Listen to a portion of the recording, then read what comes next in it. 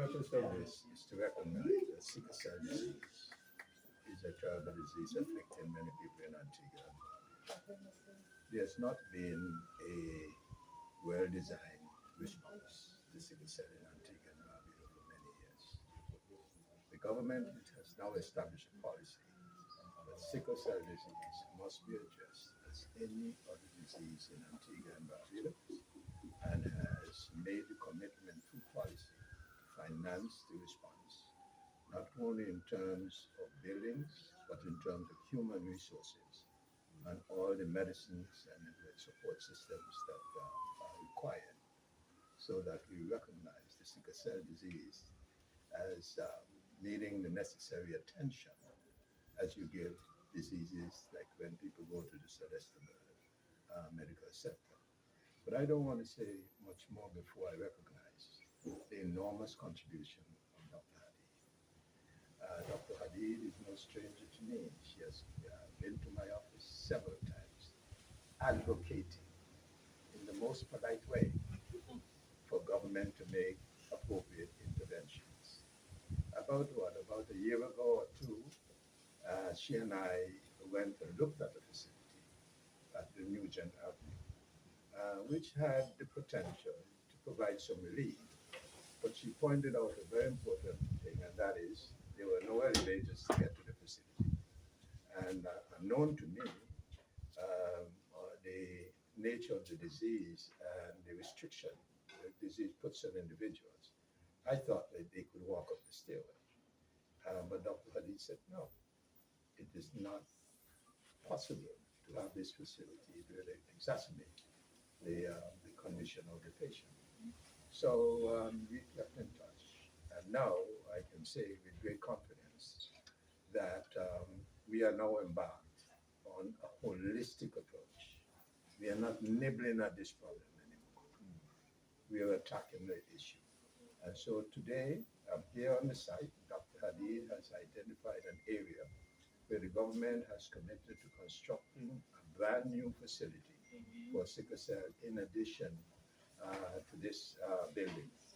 So we looked at the site, and the understanding now that Dr. Hadid will provide me with the architectural plan, which will be amended based on our discussion this morning to cover just all aspects of putting an institutional arrangement in place so that sickle cell sufferers can have a full range of diagnostic, treatment, and care.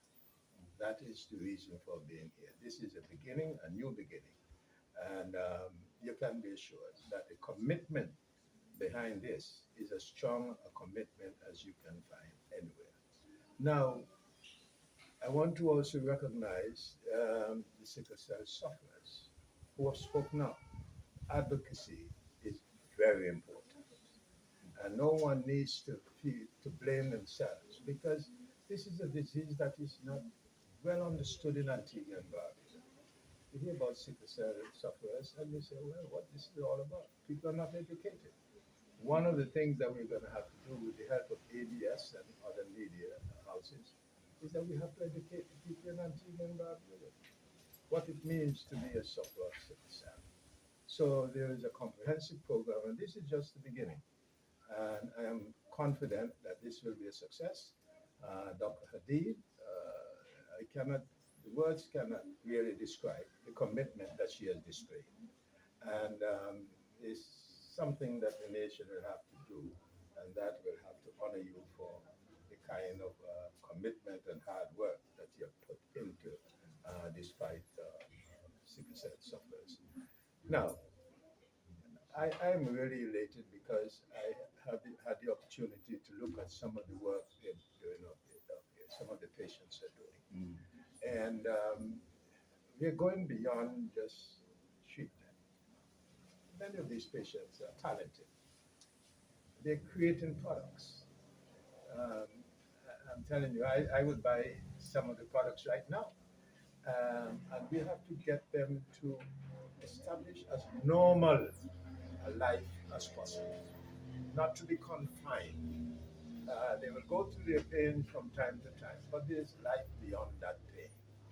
And we must work to create the circumstances, the facilities, the accommodation for them to have full expression of the inner self.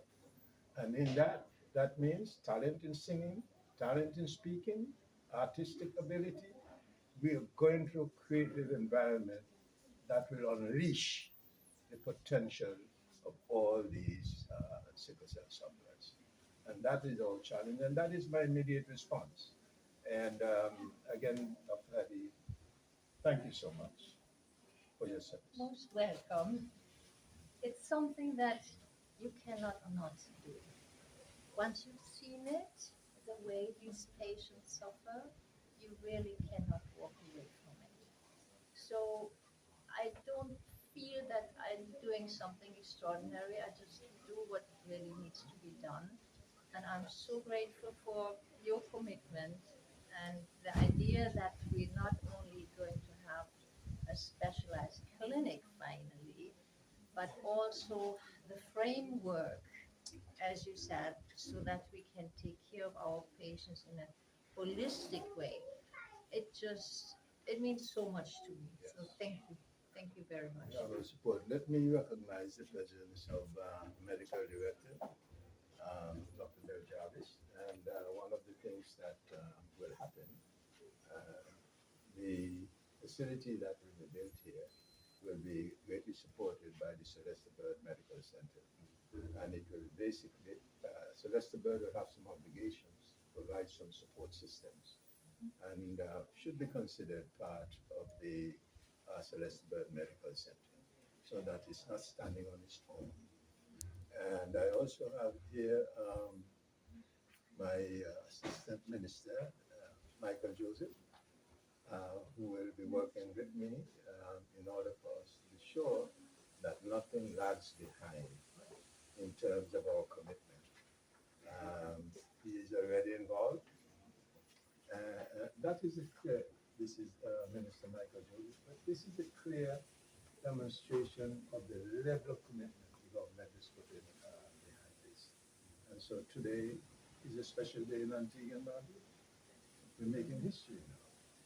Um, and the building of an institution takes time, but we are going to shorten the time to deliver because the financial resources are in place. Government resources in terms of the departments and so forth will be engaged immediately. And it's up to Dr. Hadi to see how quickly we can get the plan so that we can start working. Is there any, and another plan is not there, but is there any estimated cost? As yet? I don't think that there is an issue of cost here. Whatever it costs, we will build. That's the outlook we have. The same way we know that we have to have a hospital, the same way we know we have to have a facility for serious and sufferers. Um, and it's interesting you ask the question because I think implicit in your question is the issue of priority. This is as high a priority as any what you call health facility in Antigua and Barbuda. Yes. So I'm going to invite Dr. Jarvis to say a few words. We recognize that making a difference in healthcare overall requires a team approach, and the patients with sickle cell disease have the basic human right of having appropriate access to healthcare. The Celeste Medical Center is committed to supporting all patients. As a matter of fact, we would have started newborn screening for sickle cell disease in September 2020, and to date, we've actually screened just over 4,700 babies. We recognize that having just about 1,000 babies delivered every year, just about 4 to 5 babies will have sickle cell disease. And so it's important for us to educate, raise awareness, institute preventative measures, and ensure that we can intervene at an optimal time. And therefore, the sickle cell disease unit will be an extension of the Celeste Medical Center in offering that optimal care that is required. We actually would have reviewed our data and we recognize that 82% of mothers were aware of their sickle cell status, but only 3% of fathers knew their status. So it's very important for us to raise awareness, and it starts with everyone, just like your blood type, everyone knowing their sickle cell status so that we can do appropriate preconceptional counseling, and so that we can also intervene at an early stage. So the sickle cell unit will go beyond, above and beyond pain management. It will really go into implementing, raising awareness, educating families, and also offering the necessary care so that we can have longer life expectancy, so that we can have increased productivity, and we are happy to work along with the families to have better outcomes.